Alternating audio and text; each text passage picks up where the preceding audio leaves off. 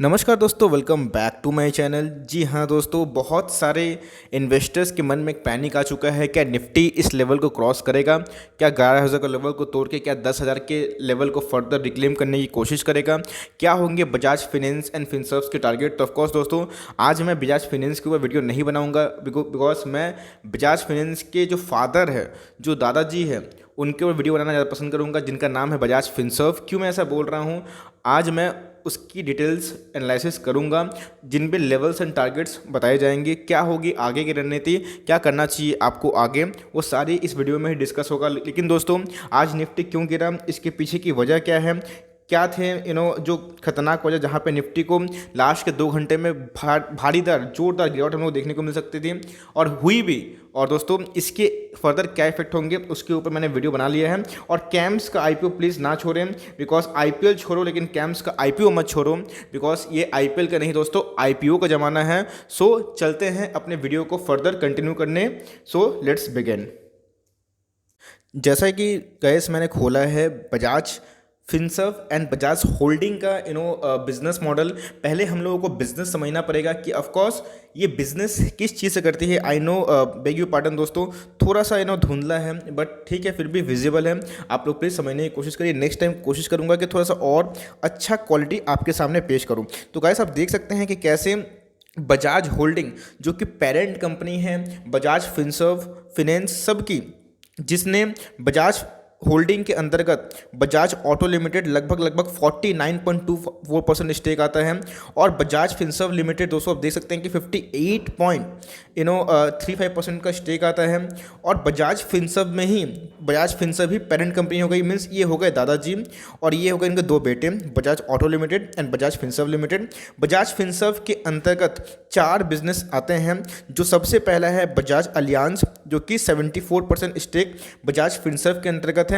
उसके बाद आती है बजाज जनरल इंश्योरेंस कंपनी, जिन्होंने बजाज फिनसर्व को अपना फादर बोल के 75% स्टेक उनके अंडर दिया है। और बजाज फाइनेंशियल सॉल्यूशन का 100% स्टेक बजाज फिनसर्व के हाथ में है। और दोस्तों, जो दिग्गज स्टॉक है बजाज फाइनेंस, जो कि बहुत ही पुरानी मल्टीबैगर रही है और आने वाले समय में की मल्टीबैगर रह सकती है, वो क्या स्टेक लेके रखी है आप देख सकते हैं कि 53% बजाज फिनसर्व के अंतर्गत में आती है। इसका मतलब अगर आप बजाज होल्डिंग में इन्वेस्ट करते हैं तो आप समझिए कि आप बजाज ऑटो में भी इन्वेस्ट कर रहे हैं, फिनसर्व में भी इन्वेस्ट कर रहे हैं, अलायंस में भी, जनरल इंश्योरेंस में भी, सोल्यूशन में भी और बजाज फिनसर्व में भी। लेकिन दोस्तों, अगर आप सीधा सीधा बजाज फिनसर्व में निवेश कर रहे हैं तो आपको ये बात ध्यान रखनी चाहिए कि आप बजाज अलियांस में, general insurance, Bajaj financial solution और बजाज फाइनेंस में निवेश कर रहे हैं। बिकॉज बजाज फिनसर्व कितनी की पेरेंट कंपनी है आप देख सकते हैं। अगर इसमें इन्वेस्टमेंट करना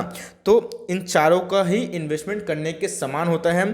तो ये एक स्टॉक नहीं, एक परमाणु बम है दोस्तों। मैं इसमें लिख दूं, एक एटम बम है ये स्टॉक नहीं, बल्कि एक परमाणु बम है, जो कि लगभग 6,000 रुपये का ट्रेड होते हुए देखने को मिल रहा है। आज का परफॉर्मेंस क्या हुआ और आगे की रणनीति क्या होंगे, लेवल से टारगेट्स, चलिए वो डिस्कस करते हैं। दोस्तों, आप देख सकते हैं कैसे बजाज फिनसर्व, जो कि एक शेयर 5,690 का ट्रेड होते हुए देखने को मिल रहा है। और ये एक 5,000 का स्टॉक नहीं बल्कि 9,000 का स्टॉक हुआ करता था, बट इस कोरोना क्रैश ने इसकी रीढ़ की हड्डी तोड़ दी। आप देख सकते हैं आज के दिन में भारी गिरावट देखने को मिल रही है, जो कि 3.37% की है। और आप देख सकते हैं कि मैंने 5 दिन का चार्ट खोला है और कैसे ये एक डाउन ट्रेंड में ही हम लोग को ट्रेड होते देखने को मिल रहा है, जो कि 6,200 के लेवल से अभी आपको 5,700 के लेवल पे देखने को मिल रहा है। क्या होंगे इसके आगे के फर्दर लेवल्स एंड टारगेट्स, वो भी जल्दी डिस्कस करूंगा। अगर मैं उससे पहले आपको ऑल टाइम चार्ट दिखाऊं तो आपको चार्ट से मोहब्बत हो जाएगी, बिकॉज जिस हिसाब से बजाज फिनसर्व और फिनेंस पिछले टाइप का मल्टीबैगर रहा है, मुझे लगता है कि इसका बिजनेस मॉडल बहुत यूनिक है और एक ऐसे सेगमेंट में काम करती है। यस, बजाज फाइनेंस की अगर बात करें तो वो सिर्फ लोन बांटने में एक्सपर्ट है, लेकिन अगर आप बजाज फिनसर्व की बात करते हैं, जो कि बजाज फाइनेंस की भी पेरेंट कंपनी है, तो वो लोन और इंश्योरेंस, लोन प्लस इंश्योरेंस दोनों सेक्टर में काम करती है, जो इसके बिजनेस मॉडल को यूनिक बनाते हैं। तो चलिए एक नज़र फाइनेंशियल पे मार लेते हैं। तो दोस्तों, आप देख सकते हैं कैसे बजाज फिनसर्व का जो सेल्स है, उसमें हम लोगों को 2019 से 2020 में एक बम्पर अब दिखाई पड़ रहा है, जहाँ पे 42,000 करोड़ का रेवेन्यू हुआ करता था 2019 में, 2020 में रेवेन्यू में बढ़ोतरी हमको दिखाई पड़ रही है। और तो सेम अगर रेवेन्यू बढ़ेगा तो प्रॉफिट के चांसेस बढ़ जाते हैं। तो आप देख सकते हैं कि प्रॉफिट कैसा 5,372 से लगभग 6,000 करोड़ देखने को मिल रही है, जो कि टॉप नॉच है, जो लगभग 15% के ऊपर ही प्रॉफिट हमें ईयर टू ईयर देखने को मिल रही है। कंपनी का रिजर्व एंड सरप्लस ही बहुत ही अच्छा है, जहां पे पिछले साल 2019 में आप देख सकते हैं 23,000 करोड़ की थी, अभी हम लोगों को वो 31,000 प्लस करोड़ की भी बढ़ते हुए देखने को मिल रही है। इसका मतलब कंपनी अपने रिजर्व एंड सरप्लस पे बहुत ध्यान दे रही है। इस कंपनी की जो मुझे सबसे खास बात लगती है वो है CAGR सेल। देखिए दोस्तों, मैं इस पैरामीटर को बहुत ज़्यादा ध्यान देता हूं, बिकॉज मुझे ऐसा लगता है कि जिस कंपनी में प्रॉफिट, देखिए एक पार्ट होता है कंपनी के परफॉर्मेंस का, कंपनी परफॉर्मेंस कैसे कर रही है और मार्जिन कितना रख रही है, लेकिन कंपनी का सबसे इंपॉर्टेंट चीज़ है कंपनी सेल कितना कर पा रही है, कंपनी अपना माल कितना बेच पा रही है। तो आप देख सकते हैं कि किस हिसाब से CAGR सेल, जो कि पिछले साल 65% की दर से बढ़ रहा था, अभी लगभग 80% के दर से देखने को मिल रहा है। और ये जो प्रॉफिट है, प्रॉफिट में भी हम लोगों को अच्छा खासा जंप देखने को मिल रहा है। CAGR क्या है नहीं पता, इसके ऊपर वीडियो जल्दी ही मिल जाएगी। तो दोस्तों आप देख सकते हैं कि हम लोगों को CAGR सेल और CAGR प्रॉफिट में भी बम्पर मुनाफा देखने को मिल रहा है, जो कि बिल्कुल भी अच्छी बात है। और इसलिए हम लोगों को इस कंपनी को भी ध्यान देना चाहिए, बिकॉज इस कंपनी में इतना बड़ा मार्केट कैप होने के बावजूद भी ये कंपनी एक बहुत हाई मार्केट कैप वाली कंपनी है और ये लो बीटा वाली स्टॉक है, बिकॉज इसका मार्केट कैप लगभग 1 लाख करोड़ का है। लेकिन उस हिसाब से, जिस हिसाब से ये सेल कर रही है और प्रॉफिट कर रही है, तो ये एक स्मॉल कैप या फिर मिड कैप की तरह अपने रेवेन्यू में और प्रॉफिट में जंप दिखा रही है। प्रोमोटर होल्डिंग में हमें काफ़ी निराश नहीं करता है, बिकॉज मैक्सिमम जो प्रोमोटर होल्डिंग है वो प्रोमोटर के पास ही है, मैक्सिमम स्टेक प्रोमोटर लेके रखे हैं। FIIs के पास जो ब्लू कलर का जो आप डेटा देख रहे हैं ये FIIs हैं। तो आप देख सकते हैं 7 से 8% के लगभग FIIs का डेटा है, जो कि कांस्टेंट है, थोड़ा सा ही 1% का मार्जिनली तो डाउन है, जिसकी भरपाई आपके DIS ने कर दी है। और रिटेल पार्टिसिपेंट भी इसमें मुझे हेल्दी दिखाई दिया, जो मैं इसको देख के बहुत खुश हूँ, बिकॉज रिटेल जहाँ पे प्रोमोटर्स और FII और DII इंटरेस्ट लेते हैं, रिटेल का पार्टिसिपेंट बहुत कम होता है। और जाने कौन कौन से बैंक, येस बैंक या फिर वोडाफोन आइडिया पे ज़्यादा स्टेक लेके रखे हैं, जो कि बिल्कुल भी सही बात नहीं है, बिकॉज उनका फंडामेंटली सही नहीं है। तो इस कंपनी की फंडामेंटल मुझे सही दिखाई देती है। देखिए दोस्तों, फंडामेंटल वही होता है कि अगर कंपनी सेल्स कर पा रही है, कंपनी सर्वाइव कर पा रही है, कंपनी प्रॉफिट दिखा पा रही है, जिसमें ग्रोथ है, उनकी फंडामेंटल अच्छा है, ये माना जाता है मैक्सिमम। अगर उस पर डेप्ट नहीं है, उसके प्रोमोटर्स चोर नहीं है, चोरी नहीं करते हैं, फ्रॉड नहीं करते हैं, तो इस हिसाब से हम लोग अंदाज़ा लगा सकते हैं कि जो ग्रोथ आने वाले 20 साल 15 साल में जो सर्वाइव कर जाती है वही मल्टीबैगर होती है। दोस्तों, हम लोग मल्टीबैगर के पीछे हाथ पांव धोकर पीछे पड़े रहते हैं, लेकिन मेरे हिसाब से मल्टीबैगर वही होता है जो आपको लगता है कि आने वाले 20 साल टिक जाए इस स्ट्रगल के टाइम में और अपने कॉम्पिटिटर को बीट करता हुआ दिखे और इस मार्केट में भी सरवाइव करे। वही आने वाले टाइम का भी मल्टीबैगर होगी, और पहले भी थी और आज भी है। तो यही दोस्तों ट्रिक होता है। लेकिन ना जाने कितने लोग ऐसे हैं जो इतना हाई प्राइस देख के ही भाग जाते हैं, लेकिन प्राइस से कुछ मतलब नहीं होता है। हम लोगों को कंपनी का फंडामेंटल देखना चाहिए, बिकॉज अगर 5 रुपये का शेयर हो या फिर 5,000 का, फिर 5 लाख का, अगर वो 20% बढ़ता है तो उसी हिसाब से ही बढ़ेगा, आपका कैपिटल एप्रिसिएशन उतना ही होगा। हम लोग को ये चीज़ ज़रूर नोट करनी चाहिए।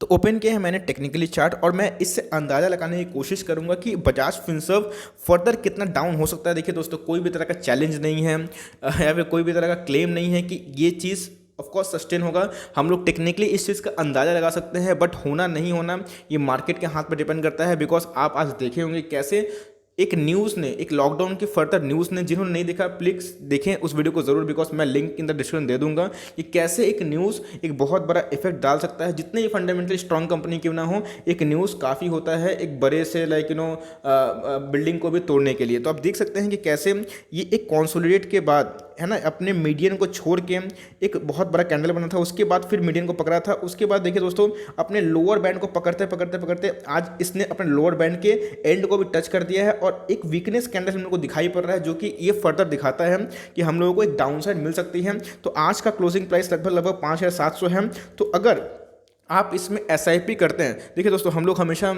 भूल जाते हैं। मेरे एक प्यारे सब्सक्राइबर ने कहा कमेंट बॉक्स में कि सर HDFC AMC 1600 आएगा। तो देखिए हो सकता है कि ये उनकी स्टडी है, लेकिन 1600 आएगा तो हम लोग उसका वेट नहीं कर सकते हैं, बिकॉज ऐसे बहुत स्टॉक्स अच्छे स्टॉक्स होते हैं जो कभी भी अपने इंट्रिंसिक लेवल पर नहीं आते, क्योंकि उनका बिजनेस मॉडल यूनिक होता है। ये चीज़ हम लोग को समझनी चाहिए। तो आप एक ही रेट पे अगर इंतजार करते रहेंगे कि उस लेवल पे आएगा तो आप माल उठाएंगे, तो ये गलत रणनीति है। आप ऐसे स्टॉक को SIP, मैं लिख दूँ दोस्तों, अगर आप SIP के माध्यम से जब जब इसमें डाउनफॉल आता है आप इक्का दुक्का 1 रन 2 रन 3 रन लेके अगर खेलें, पारी को एंड करने की कोशिश करें, तो वो बहुत ही बेटर अप्रोच होगी। आप एक भाव के ऊपर अगर मान लीजिए कोई बोलता है कि यस ये 4000 तक क्रैश हो सकता है, तो मैं उसको सम्मान करूंगा, मैं कभी भी उनका विरोध नहीं करूंगा। अगर मार्केट क्रैश हो जाएगा तो कोई नहीं बचा सकता, ये 4000 का 3000 में जा सकता है। लेकिन सबसे इंपॉर्टेंट चीज़ हम लोग को ये समझनी चाहिए कि एक लेवल पे ये जाएगा कि नहीं, मार्केट अनसर्टेन है। मार्केट में आप देख रहे हैं कि ट्रंप इंडिकेटर या फिर